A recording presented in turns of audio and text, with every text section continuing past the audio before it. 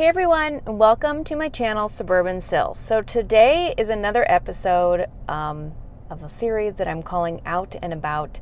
You might remember last year we went to Yord Producers Mealworm Farm, and it was super interesting. Well, this year I am taking us to Christensen Farm's hop farm located in Fort Calhoun, Nebraska. I was really interested in this because my long-term summer project this year was going to be growing hops, barley, and wheat. And I tried to grow hops from seed. Needless to say, it was a major fail. So instead of watching a video about me failing to grow hops, I figure let's go check out a real hop farm and see how it's done. So let's go. So I'm Josh Christensen with Christensen Hops Farm, located in Fort Calhoun, Nebraska. I've been growing hops for 4 years. I've been a farmer my whole life, and hops were just something that seemed like a new avenue to try to grow something different.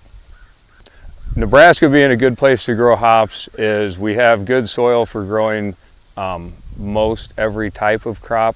The day length here is probably a little bit under what you want it to be. Hops are very day length sensitive plants, and traditionally they're grown farther north than here, but we kind of figured that with the soil that we have and the day length we have is adequate, so it would be a good spot to grow hops. Weeds are the number one thing to get rid of, but when a hop plant is immature, you can't spray it with any herbicides. So the second year you can, so you can start to combat those. The other biggest issues there are is downy mildew in this area, which is a fungus that grows on them. And you have to apply a fungicide regularly about every 7 to 10 days throughout the growing season to keep it at bay. And then the other major problem is Japanese beetles, which generally come in about the end of June, early July, and then they will run around till about the first week of August or so, but they're bug-wise, they're the worst insect that hops have. So when the Japanese beetles come, they start from the top of the plant and work their way down, and they eat all of the leaves, and they just skeletonize the leaves as they work their way down, and they give off a pheromone, so when you get a Japanese beetle, it sends off a scent to other Japanese beetles, and then more and more come. So in a period of a day or two, you can go from almost none to, having 8 or 10 per leaf on a plant. Downy mildew, when the plant's young, it will come up as spikes that are infected with it, and they will not grow properly, and they won't yield properly as well. Later on in the season, the leaves will get, they can be infected, and the underside of them turns black, and it weakens the plant. It doesn't make it as healthy as it needs to be, and then it can actually infect the cones and cause them to turn brown and making them worthless. So in the downy mildew, when it comes, it generally,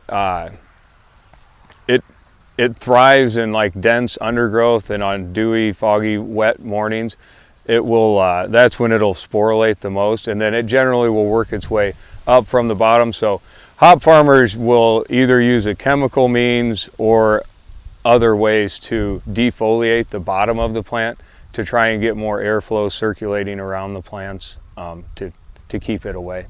Farm to brewery, so what we do is once the hop plants are mature and it's time to harvest, we go along and we cut all the bottoms, and then we will pull the top of the plants down, pull on the plant to break the top onto a trailer, and then we take them to a picking machine, which is similar to a combine, but you have to hook every plant on individually. They go through a stripping and then a sorting mechanism. Then you dry them immediately. So when you pick the plants, the hop cones themselves are about 78% moisture, and you dry them down to 9% moisture, preferably the same day. And then they are pressed into bales and stored in a cooler until it's time to pelletize them. So most brewers use what looks like a wood stove pellet is what the hop actually looks like when it goes into the wort when the brewer is making beer. Interesting. Everybody that knows about beer will know that wort's beer before it's beer. I've heard the term wort before. What is it? Okay. Yeah, and every hop they have, so that's why you put on here like the year, and then the alpha and the beta are like the important numbers to brewers. The alpha acid is like a bittering number, so the amount of bitterness that's in a beer. And the beta number, you know what, I have to look into that because I'm not exactly sure. But then That's what gives it the flavor? Yeah, so then they all have, like this one, the profile citrus, melon, spice. So all hops have different flavor attributes to them. How do you get your profile? Does it have to do with, is it kind of like wine? Rub and smell. Yes, so the terroir of the area you grow them in has an effect on how they... Yeah, and you kind of get, like, with most hops, they'll tell you, oh, this is what the hop will be like, so you kind of have a starting point. Oh, like when you get the plant or when you get your rhizomes? Yep, and then once they're growing in an area, and it takes 4 years for a plant to mature, so what you get the first year isn't necessarily what you're going to get on the 4th year once the plant's mature. So there can be a little difference. So do you change the profile every year?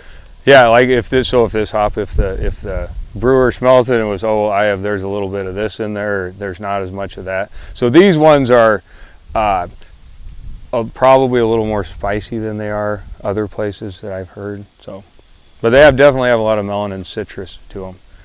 Comet is another variety that I grow that seems to be really popular, and that was what 2 brewers said, was that it was a little more spice here. So I don't know. Yeah, so I sell, all mine are all sold to local craft brewers.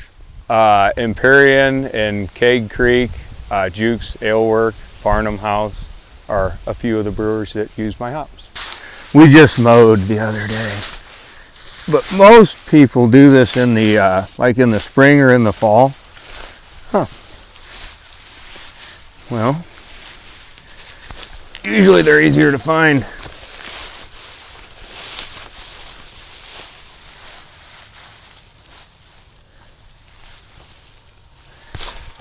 But this would be like a rhizome. So you can just cut that and plant it and they'll grow. What do you mean by cut it? So you can just cut this here, like cut it in a few pieces. Oh, no and kidding. Then transplant it. That's how, because hops are all female plants. There's no males. You don't want males because then you get seeds, and we don't want seeds. So like all of these plants are all cloned from a different plant. Yeah, so if you had like a wild hop growing around here and it actually pollinated these, all the cones would have seeds, and they'll here, probably isn't so big a problem because there's a lot of hop growers around here, but where they've been growing them for a long time, if you get plants with a bunch of seeds, they'll reject them if they have too many seeds. Thanks again for checking out this video tour of Christensen Hops Farms in Fort Calhoun, Nebraska. I hope you found the video informative, and maybe it'll inspire you to do some backyard farming of your own. Make sure and follow me on Instagram at SuburbanSill, and you can always check out my website, suburbansill.com, for more plant fun and plant adventures. So thanks, and I'll see you next time.